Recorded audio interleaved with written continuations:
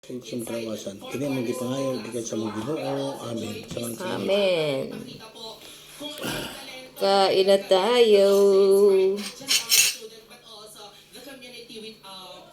Kaya ng aming ulam. Sarap. Just two of us. Bagong kasal lang po.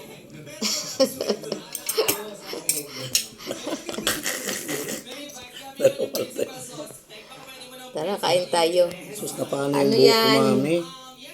12 na yata. O, 12:50, 12:30 ng aming lunch. Kasi nagigising kami ng tanghali na kumakain kami ng almusal ay mga 9 o'clock na kami kumain ng almusal. Kaya, tara, kain tayo.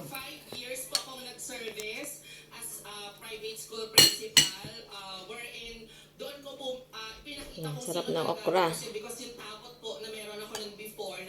Wait lang, 5 years ka nag-principal, 28 ka pa lang. So 23 ka pa lang, principal ka na. Yes po, may guys. Doon sa private school, sa public school na principal ka na. Hindi pa, teacher 1 pa lang po. Parang ngayon ako nakarinig yung ganong kabata. Sa mga imahin, sa mga utak. Tara, magprito tayo. Siya yung senior.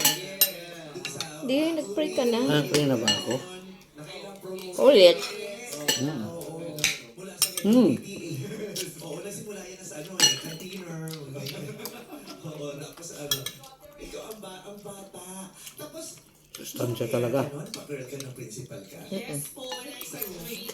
Diba? Revise and college, doon ako nag-pursue. I formally asked our Nung principal ka na, long Dapat ang long year po akong principal namin doon. malunggay. Opo, kaya po ako nagtagal ng private school. Ano talaga yan? Di ba po ang mga teachers, stepping stone ang private school. Laging inuulam kasi masustansya. Po kami pumatpad ng Yun. public school. The Malunggay. experience because that is one of the criterias of becoming a public school teacher in our ranking. You have to earn experience po muna in private or tutorial or some other experience that you can get. So, yun po. So, long hirata na ako. Bakla siya. At napakasaya Ano, naging principal na siya eh.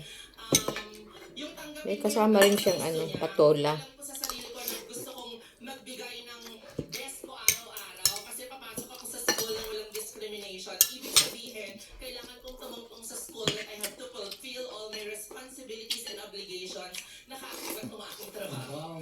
Alam mo, Pero ang tinanong ko lang naman kung long hair ka, no?